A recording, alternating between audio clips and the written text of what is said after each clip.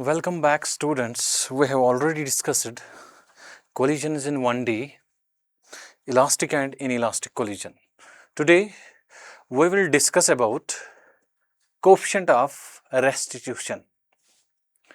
Coefficient of restitution किसको बोलते हैं? Coefficient of restitution is simply ये एक रेशियो होता है between the relative velocity of separation and relative velocity of approach. इसको हम डिनोट करते हैं E से. E is equal to velocity of separation to the relative velocity of approach. दो बॉडीज आ रहे हैं A और B, U1 एंड U2, और कोलाइड हो गए, कोलिजन हो गया. ये एक बॉडी A है, इसकी फाइनल वेलोसिटी है V1, ये बॉडी B है, इसकी वेलोसिटी है आफ्टर द कोलिजन V2. जो ये E है, ये रेशियो है velocity of separation. Velocity of the separation means after the collision इन दो बॉडीज को क्या लगेगा कि हम किस वेलोसिटी से एक दूसरे से दूर जा रहे हैं, सेपरेट हो रहे हैं. That is velocity of separation. And what is velocity of approach? Velocity of approach is before the collision इन दो बॉडीज को क्या लगेगा, किस वेलोसिटी से हम आ रहे हैं एक दूसरे के पास. सपोज दो बॉडीज के बीच में कोलिजन हो गया. आप यहां से चल रहे हो और वहां से दूसरी गाड़ी आ रही है, यहां से आपकी गाड़ी जा रही है और आपके बीच में कोलिजन हो गया. कोलिजन के बाद ये गाड़ी वापस गई और आप वापस गए अपने रास्ते पे आफ्टर द कोलिजन. बात समझ में आ गई? पहले दो बसेस आ रहे हैं, दो कार्स आ रहे हैं, आप दो कार्स में भी बैठे हो, ऐसे ये कार आ रही है और ये कार भी आ रही है, इनके बीच में कोलिजन हो गया. कोलिजन के बाद ये दूर हो रही है. What is velocity of separation? Velocity of separation means after the collision कि आपको क्या लगेगा कि किस वेलोसिटी से आप दूसरी बॉडी से दूर जा रहे हैं. And velocity of approach is किस वेलोसिटी से आपको लगेगा बिफोर द कोलिजन आप अप्रोच कर रहे हो इस बॉडी को. ई उन्हीं का रेशियो है. E is velocity of separation divided by velocity of approach. और ई हमें बताता है कि कोलिजन कितना इलास्टिक है, how elastic a collision is. That is after the collision जो relative velocities of the bodies है ये कितना रिकवर हो गए या रेस्टोर हो गए. That is why it is called coefficient of restitution. कि जो रिलेटिव वेलोसिटीज है आफ्टर द कोलिजन ये कितने रेस्टोर हो गए या रिकवर हो गए. आपने पढ़ा कि 1D में इलास्टिक कोलिजन में कि velocity of separation is equal to velocity of approach. तो what will be E for the elastic collision? Means for the elastic collision में क्या होता है बेटा कि velocity of separation is equal to velocity of approach. उसका मतलब क्या है? E is equal to 1. For perfectly elastic collision E is 1. E हमेशा 1 होगा because velocity of separation is equal to velocity of approach. अब दूसरा हमने पढ़ा perfectly inelastic collision. Perfectly inelastic collision. What is perfectly inelastic collision? Perfectly inelastic collision में क्या होता है? परफेक्टली इनइलास्टिक कोलिजन में होता है कि bodies after the collision stick होते हैं, चिपक जाते हैं कि एक दूसरे के साथ. एक दूसरे के साथ जब ये चिपक जाते हैं तो ये मूव करते हैं as a single body moving with common velocity. So what is the velocity of separation there? 0. ये दो बॉडीज आ रहे हैं, एक बॉडी ऐसे है, एक बॉडी ये है और दूसरी बॉडी ये है, ए और बी, और इनके बीच में कोलिजन हो गया. कोलिजन के बाद ये चिपक गए. This is A plus B body. इनकी कॉमन वेलोसिटी है v. What will be the velocity of separation? Velocity of separation means इसकी वेलोसिटी माइनस इसकी वेलोसिटी. तो इनकी वेलोसिटी सेम है, वेलोसिटी ऑफ सेपरेशन इज 0. को E will be 0 divided by U1 minus U2, that is 0. Means perfectly inelastic collision के लिए E का value होता है 0. जो कोएफिशिएंट ऑफ रेस्टिट्यूशन होता है इसका वैल्यू होता है 0 फॉर परफेक्टली इनइलास्टिक कोलिजन. अब जो हमारे कोलिजन होते हैं आसपास, ये न परफेक्टली इलास्टिक होते हैं न ये परफेक्टली इनइलास्टिक होते हैं. वो फॉर दोज कोलिजन्स वो क्या होते हैं, वो इनइलास्टिक कोलिजन्स होते हैं. Means for inelastic collisions, for inelastic collisions, तो E का वैल्यू कहां से कहां होगा, E will be greater than 0 and less than 1. E1 किसके लिए है, परफेक्टली इलास्टिक कोलिजन के लिए, और E0 किसके लिए है, परफेक्टली इनइलास्टिक कोलिजन के लिए. जो भी कोलिजन्स हमारे आसपास होते हैं, हमारे एनवायरनमेंट में होते हैं, दे आर इनइलास्टिक कोलिजन्स. उनका जो E होगा that will be between 0 and 1. In general E का वैल्यू क्या होगा, E का वैल्यू होगा greater or equal to 0 and less or equal to 1. E equal to 0 perfectly inelastic collision, E equal to 1 perfectly elastic collision, E is greater than 0 and less than 1 inelastic collisions.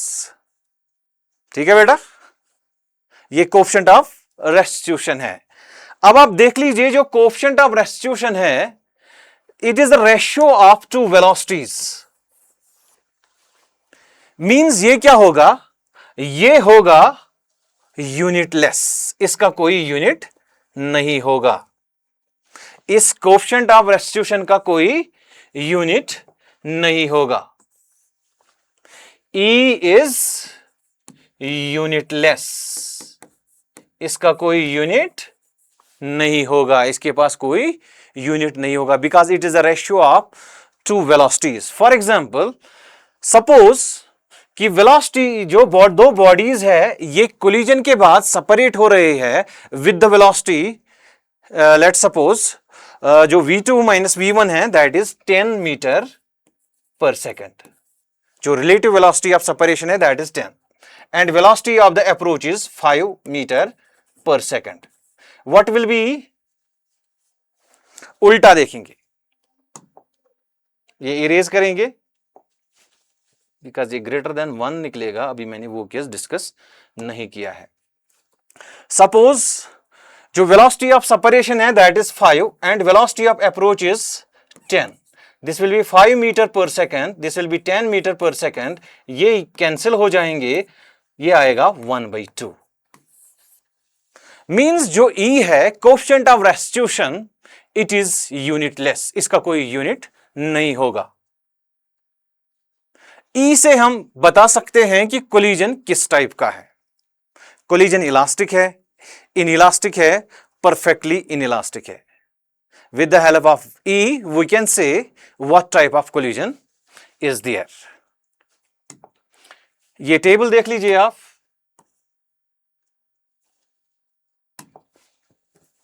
पहले इन चीजों को रब करेंगे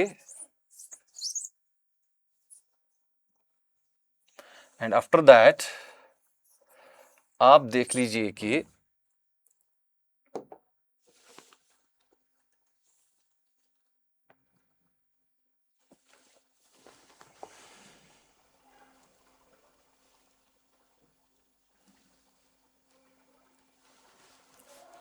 is it visible? I think yes, it is visible.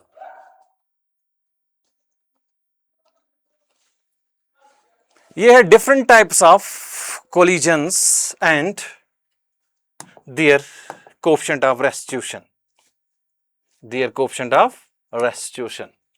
पहला elastic collision, ये elastic collision है और elastic collision में काइनेटिक एनर्जी कंजर्व रहती है and E is equal to 1. E 1 आता है इसका. और जो इनइलास्टिक कोलिजन है इसमें काइनेटिक एनर्जी कंजर्व नहीं रहती है. प्रीवियस लेक्चर में मैंने बोला कि some part of the energy is lost during the collision और इसका जो E होता है that is greater than 0 and less than 1।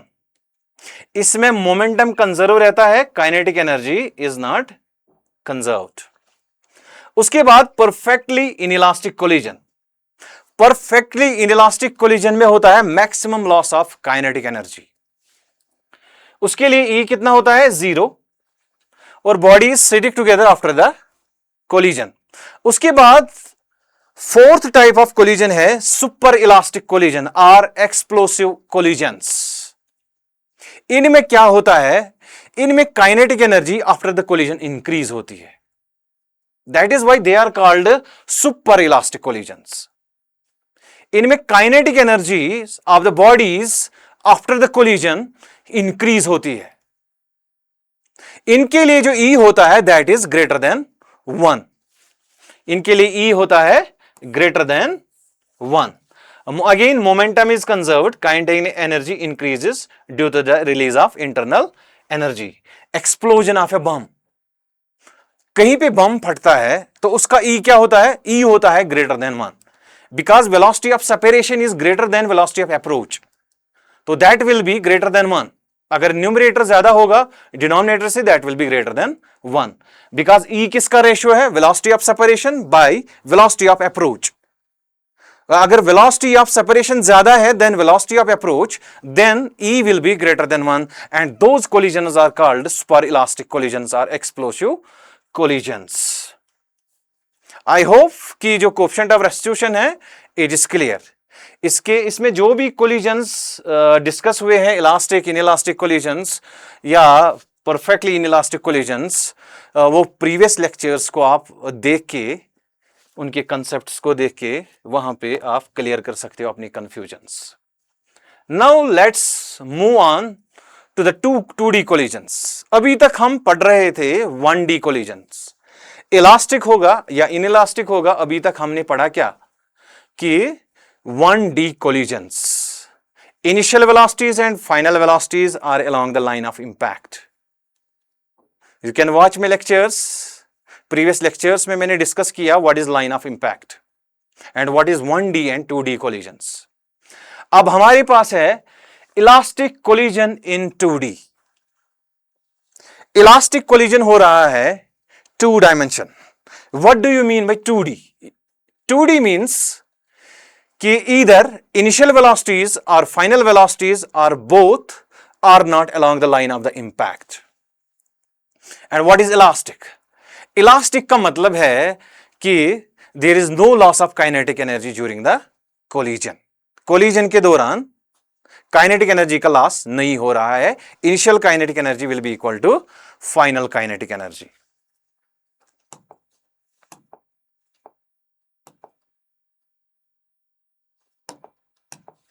देख लीजिए बेटा, ये एक बॉडी है ऑफ मास m1। इस बॉडी का मास कितना है m1। ये चल रही है with the initial velocity u1। Initial का मतलब है बिफोर द कोलिजन, कोलिजन से पहले, एंड फाइनल का मतलब है आफ्टर द कोलिजन, कोलिजन के बाद। ये एक बॉडी है जिसका मास है m1 और ये चल रही है विद द वेलोसिटी u1। और यहां पे दूसरी बॉडी है, यहां पे दूसरी बॉडी है m2 और ये रेस्ट पे है, means u2 is 0। Initial velocity of this body is 0। दो बॉडीज आ रहे हैं, हमारे पास दो बॉडीज है।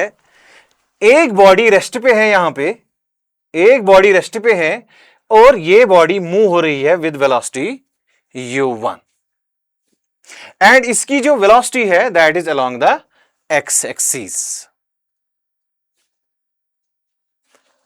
ये आगे मूव हो जाएगा, आगे मूव हो जाएगा, आगे मूव हो जाएगा और यहां पे ये इसके साथ टकराएगा, मींस यहां पे कोलिजन होगा। कोलिजन के दौरान फोर्सेस एक्ट हो जाएंगे along this line and this is called line of impact.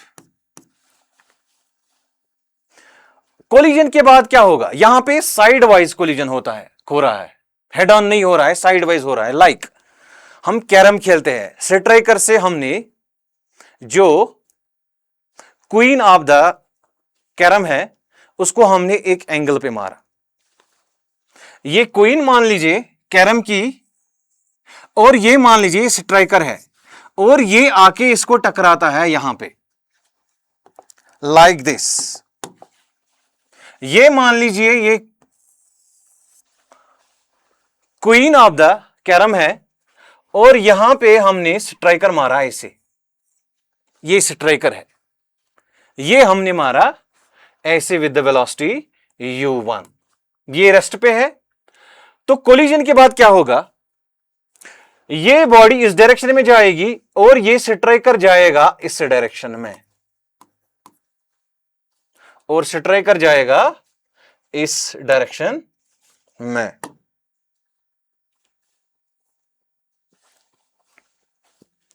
ठीक है बेटा,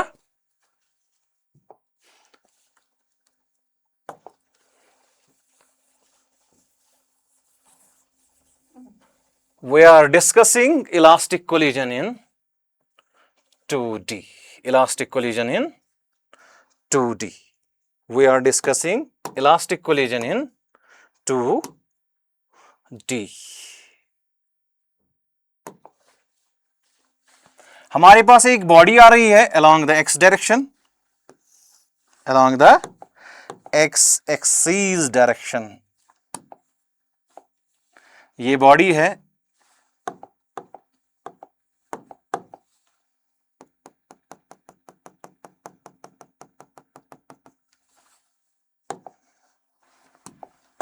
ये एक बॉडी आ रही है with the velocity of u1, इसकी इनिशियल वेलोसिटी है u1 और इसका मास है m1, ये बॉडी A है। और यहां पे दूसरी बॉडी है जो रेस्ट पे है, मींस उसकी इनिशियल वेलोसिटी क्या है 0, u2 इज 0, ये बॉडी B है एंड इसका मास है लेट्स सपोज m2। तो कोलिजन के बाद क्या होगा, ये बॉडी इस डायरेक्शन में जाएगी और ये बॉडी इस डायरेक्शन में जाएगी, लाइक इन कैरम,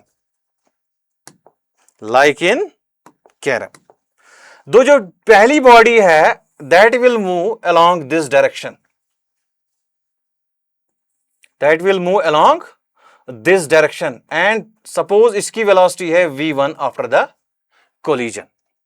एंड ये जो बॉडी है ये मान लीजिए ये कुछ इस डायरेक्शन में जाएगी, ये कुछ इस डायरेक्शन में जाएगी with the velocity v2, with the velocity v2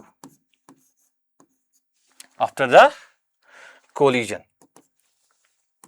And suppose जो फर्स्ट बॉडी है it makes an angle θ1 with the x-axis and this second body makes an angle θ2 with the x-axis. Question समझ में आ गया? एक body rest पे है और दूसरी बॉडी आ रही है और ये इसको कोलाइड कर रही है एट एन एंगल, और कोलिजन के बाद एक बॉडी ऊपर जाएगी और दूसरी बॉडी इस डायरेक्शन में जाएगी, they will move like this. ये जो बॉडी है फर्स्ट, सपोज इसने एक्स एक्सिस के साथ एंगल बनाया θ1 एंड जो सेकंड बॉडी है इसने एंगल बनाया θ2।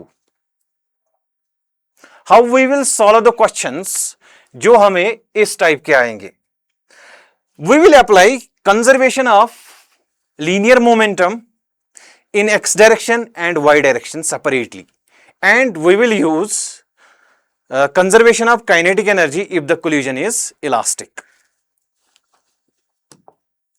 देख लीजिए बेटा, इसकी वेलोसिटी है v1 और ये जो एंगल होगा ये कितना होगा, this will be θ1 corresponding angles, and what will be this component of the velocity v1 cos of θ1 and ये component of velocity क्या होगा v1 sin of θ1। Again here ये जो ये एंगल होगा दिस विल बी θ2, ये एंगल इस angle के बराबर होगा, तो ये कंपोनेंट होगा v2 cos of theta 2 and ये जो ये कंपोनेंट होगा this will be v2 sine of theta 2। ये हमने वेलोसिटीज को लिखा along the X direction and Y direction separately. ये एक्स एक्सिस है और ये वाई एक्सिस होगी। Now applying the conservation of linear momentum in X direction. X direction में conservation of linear momentum apply करेंगे। मतलब है उसका कि initial linear momentum along the x direction should be equal to final linear momentum along the x direction। हम लिखेंगे applying conservation of linear momentum along x direction। applying conservation of linear momentum along the x direction। applying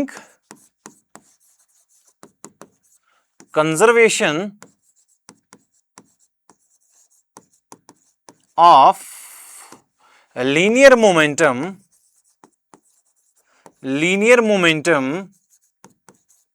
along x axis or x direction, along x direction। Conservation का मतलब क्या है? px initial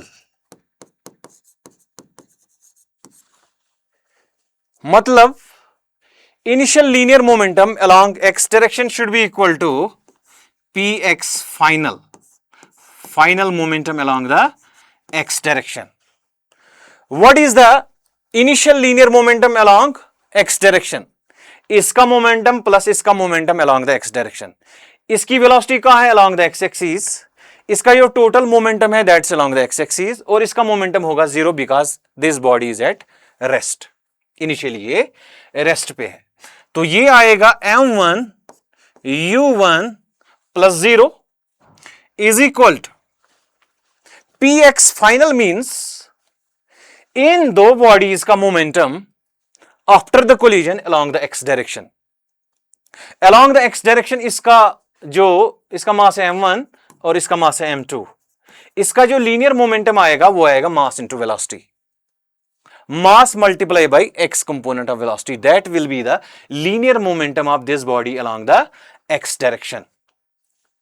वो आएगा m1 v1 cos of theta 1 plus इसका m2 v2 cos of theta 2, m2 v2 cos of theta 2। This is equation first. इनमें से कुछ दिया हुआ होगा, कुछ क्वांटिटीज बाकी कैलकुलेट करने होंगे, मगर इक्वेशन ऐसे ही बनेगी। You have to apply conservation of linear momentum along the X direction. आपको लीनियर मोमेंटम के एक्स कंपोनेंट्स लेने हैं। अब ऐसे ही similarly applying conservation of linear momentum along Y direction means py initial should be equal to py final। py initial should be equal to py final। initial linear momentum along the x direction should be equal to final momentum along the x direction। initial means before the collision। before the collision what is the momentum along the x direction? 0। ये rest पे इसका momentum तो 0 है। इसकी जो velocity है that is along the X axis, इसका कोई कंपोनेंट नहीं है along the Y direction. So जो लीनियर मोमेंटम है along the Y direction initial that is 0। वो क्या है? वो 0 है। तो यहां पे क्या आएगा? यहां पे आएगा 0 and this will be equal to what will be P Y final?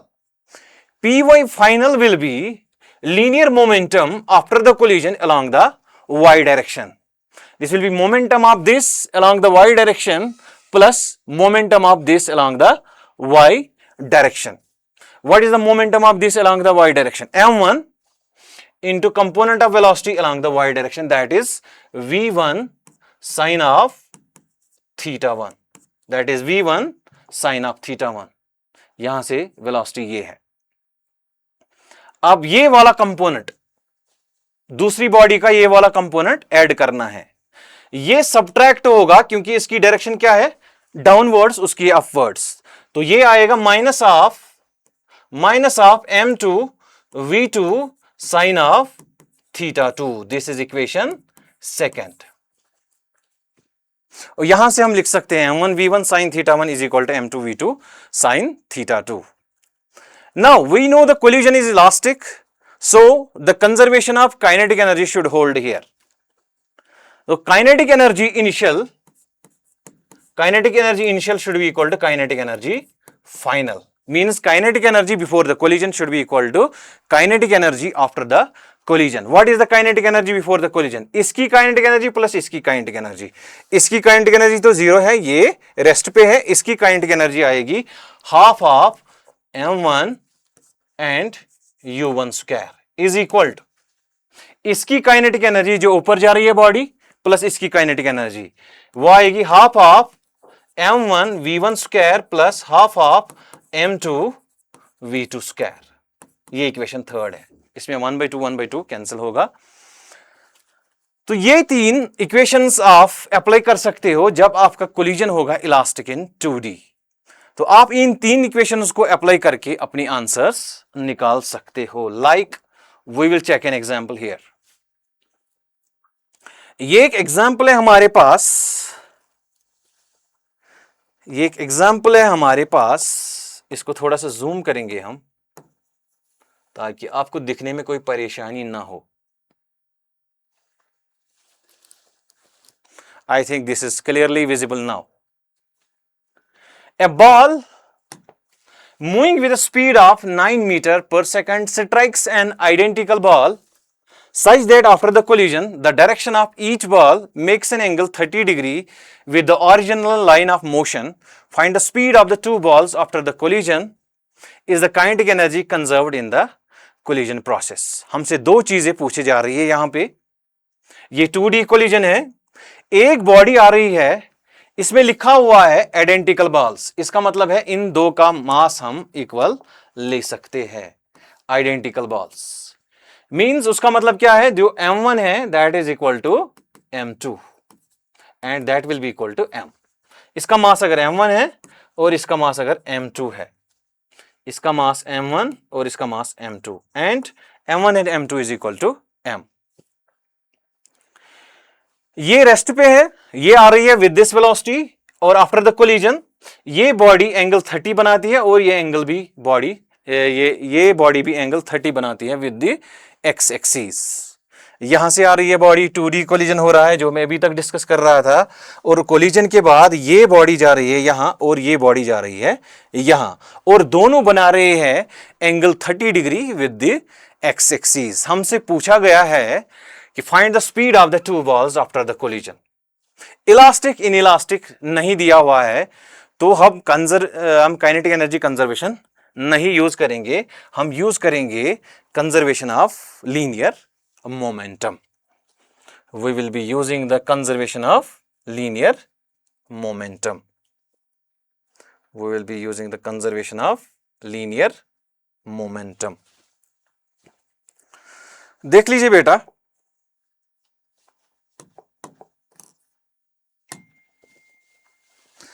इसकी वेलोसिटी है v1, इसकी वेलोसिटी है v1 एंड ये एंगल क्या होगा, ये एंगल होगा 30 डिग्री और ये होगा v1 cos ऑफ 30 डिग्री और ये कंपोनेंट ऑफ वेलोसिटी होगा v1 sine of 30 degree.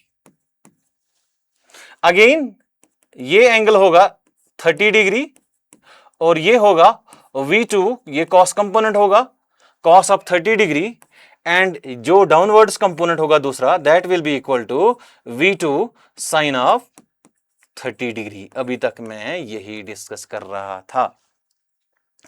Now applying conservation of linear momentum along the y direction and x direction. पहले हम x डायरेक्शन में अप्लाई करेंगे।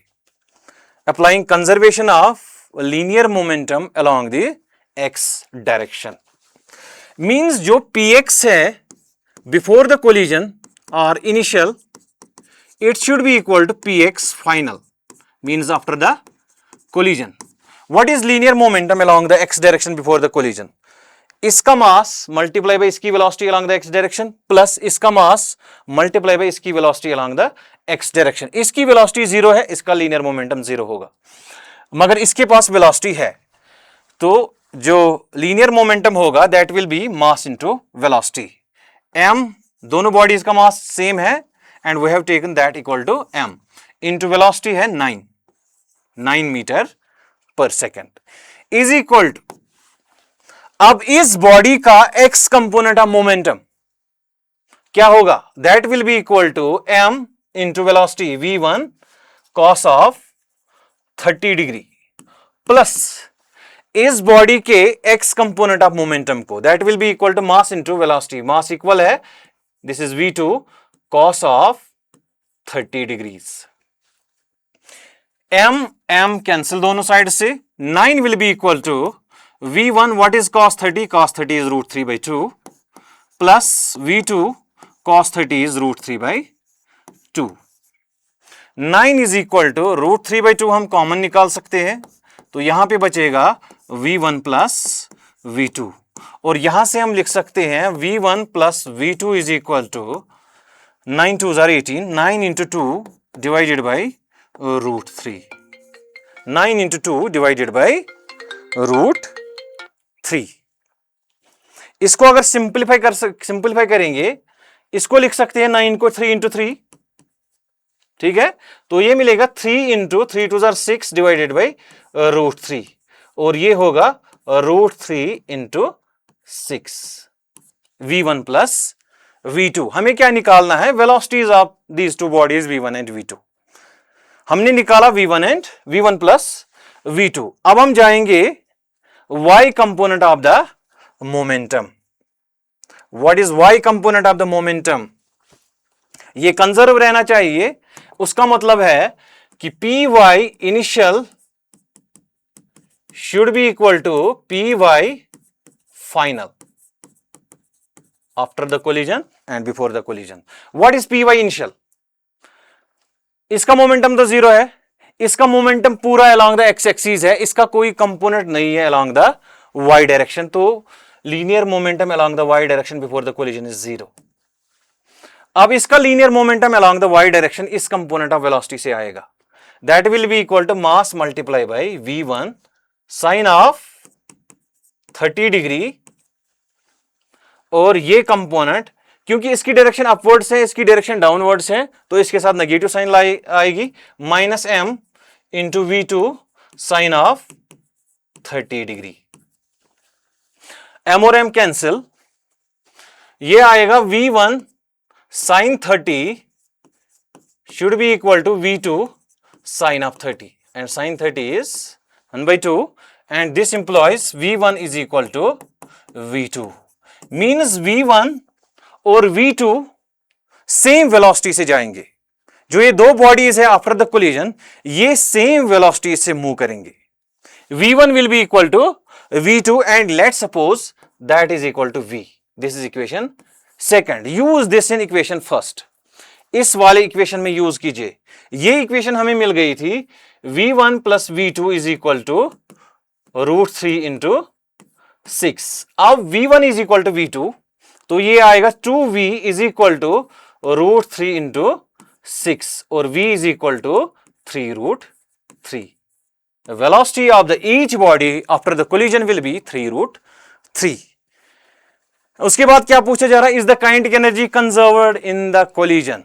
ये बता रहा है कि काइनेटिक एनर्जी कंजर्व है कोलिजन में कि नहीं है. चलिए देखते हैं कि इनिशियल काइनेटिक एनर्जी और फाइनल काइनेटिक एनर्जीज क्या है बेटा. What is initial kinetic energy? Initial kinetic energy is kinetic energy before the collision. What is that? Half of m into u1 square, because u2 is 0, इसके पास kinetic energy 0 है. This is equal to half of m. What is u1? u1 is 9 का square. ये बता रहा है is the kinetic energy conserved in the collision. हमें खाली ये देखना है कि ये बताना है कि काइनेटिक एनर्जी कंजर्व है कि नहीं। ये आएगा 9 9s are 81, ये आएगा 81/2 into m kinetic energy before the collision. अब kinetic energy after the collision, kinetic energy final will be equal to इसकी काइनेटिक एनर्जी प्लस इसकी kinetic energy, means half of m1 v1 square plus half of m2 v2 square. But again we know इनकी velocity same है और masses भी same है, तो ये आएगा half of m v square plus half of m v square and that will be equal to 2 times this, 2 और 2 cancel, ये आएगा m into v square and what is m? m ऐसे ही रखिए, what is v? v is 3√3, इसका जो square करेंगे वो आएगा 9 multiply by 3 that is 27 m। Means final जो काइनेटिक एनर्जी है that is less than initial kinetic energy. There is a loss of kinetic energy during the collision. This is not an elastic collision, ये inelastic collision है क्योंकि kinetic energy loss हो रही है during the collision. अब आप देख लीजिए नीट में कैसे क्वेश्चंस आते हैं। सॉरी, हमारे पास दो बॉडीज है। पहला क्वेश्चन देख लीजिए, दो बॉडीज है हमारे पास दो बॉडीज है ऑफ सेम मास। क्वेश्चन दिख रहा है, I will zoom it more now, I think it is clearly visible now. Two bodies A and B of same mass undergo completely inelastic 1D collision. Completely inelastic 1D collision है, means bodies चिपक जाएंगे collision के बाद। मैंने बोला जहां पे body चिपक जाते हैं उसको बोलते हैं परफेक्टली इनइलास्टिक कोलिजन। तो यहां पे वही है, कंप्लीटली इनइलास्टिक 1D कोलिजन दिया हुआ है। तो बॉडीज कोलिजन के बाद क्या हो रहे हैं? चिपक जाते हैं। ये बॉडी एक है, ये बॉडी दूसरी है बी, ए और बी, सेम मास है, इसका मास m है और इसका मास भी m है, एंड कोलिजन के बाद ये चिपक जाते हैं and they move as a single body of mass 2m। The body A moves with velocity v1 while B is at rest before collision. Before the collision जो बॉडी B है इसकी जो वेलोसिटी है ये रेस्ट पे है, means इसकी u2 is 0 and what is u1? Initial velocity of this body, इसको इसने डिनोट किया है the body A moves with velocity v1।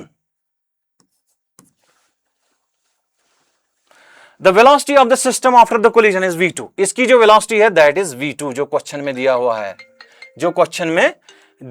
है, द रेशियो ऑफ, हमसे पूछा जा रहा है कि the ratio of v1 is to v2.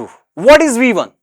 v1 is body A की initial velocity means before the collision. And what is v2? v2 is जब ये दो स्टिक होते हैं आफ्टर द कोलिजन इनकी वेलोसिटी क्या है, इन दो का रेशियो हमें चाहिए। तो apply conservation of linear momentum, simple. इसका मास और इसकी वेलोसिटी v1 दी हुई है, इसका मास और इसकी वेलोसिटी 0 है, is equal to 2m into v2। m और m कैंसिल, हमें किसका रेशियो निकालना है? v1 is to v2, means v1 divided by v2 is equal to 2/1 और 2 is to 1। Option second is correct, option second correct है। अब कितना time लगता है बेटा? व्हेन योर कंसेप्ट्स क्लियर हो जाएंगे आपके, वंस आपके कंसेप्ट्स क्लियर हो जाएंगे तो आप आसानी से 10-10, 20-20 सेकेंड्स, कुछ क्वेश्चंस में टाइम लगता है 1 मिनट से ज्यादा, बस 10-20 सेकेंड, ये 10-20 सेकेंड के क्वेश्चंस हैं। अब देख लीजिए क्वेश्चन सेकंड, पहले इसको इरेज करते हैं। 2:1 निकला, कंजर्वेशन ऑफ लीनियर मोमेंटम, एक इक्वेशन से आंसर निकल गया और कैलकुलेशन बहुत इजी है। A moving block having mass m collides with another stationary block of mass 4m। एक ब्लॉक आ रहा है जिसका मास है m और ये मूव कर रहा है, लेट सपोज इसकी वेलोसिटी है u1, और यहां पे एक ब्लॉक है जिसका मास है 4m और वो रेस्ट पे है, u2 क्या है? 0। कोलिजन हो गया, कोलिजन जब हो गया तो कोलिजन के बाद क्या होगा, ये रेस्ट पे है, यहां से आ रही है दूसरी बॉडी, ठीक है, तो कोलिजन होगा, कोलिजन के बाद क्या हो रहा है वो ये बता रहा है क्वेश्चन में। Lighter block comes to rest, lighter block means this, A और B, A comes to rest means जो ए है इसकी जो वेलोसिटी है, इसकी वेलोसिटी हम डिनोट करते हैं v1 से, दैट इज 0, एंड जो the lighter block comes to rest after the collision when the initial velocity of the lighter block is v। जो initial velocity of the lighter block है ये किससे denote की है इसने, v से, then the value of coefficient of restitution will be, आपको coefficient of restitution है। अगर बॉडी ए जा रही है विद द, ये रेस्ट पे रह रही है, body of mass 4m, let suppose ये मूव हो रही है with the velocity v dash, इसकी वेलोसिटी हम मानेंगे v dash. Applying conservation of linear momentum, again m into u1, यहां पे u1 किसके बराबर है v, प्लस इसका linear momentum 0 is equal to इसका लीनियर मोमेंटम 0 और इसका लीनियर मोमेंटम है 4m इंटू v डैश, और v डैश किसके बराबर निकलेगा, v बाई 4, v बाई 4। जो 4m है ये कोलिजन के बाद v बाई 4 वेलोसिटी से मूव होगा। हमें क्या बता रहा है, हमसे क्या पूछा जा रहा है, सॉरी हमसे क्या पूछा जा रहा है क्वेश्चन में कि E निकालिए हमें, E किसके बराबर है, velocity of separation by velocity of approach, v2 minus v1 divided by u1 minus u2, what is this, is v dash minus 0 divided by v minus 0, और v डैश को v में लिख लीजिए v बाई 4 और divided by v और v cancel, this is 1 by 4 और 1 by 4 कितना होता है 0.25, option B is correct, option B correct है, कुछ सोचना नहीं है, खाली आप कंसेप्ट्स अप्लाई कीजिए, आंसर खुद ब खुद प्लेट में आपके सामने आएगा।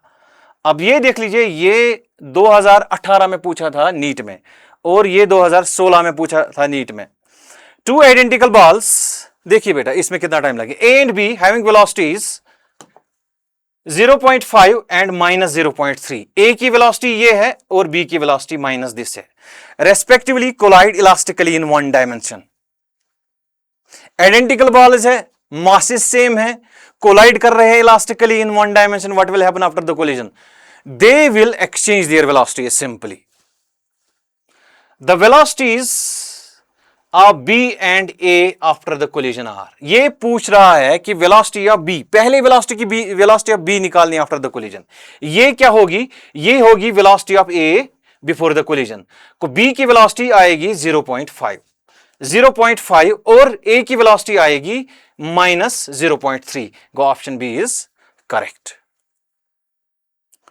देखिए बेटा कितनी इजी क्वेश्चंस आते हैं, ये इजी तब लगते हैं जब आपके कंसेप्ट्स क्लियर होंगे, और कंसेप्ट्स को क्लियर करने के लिए subscribe my YouTube channel physics with Ejaz sir और मेरे सारे लेक्चर्स को देख लीजिए।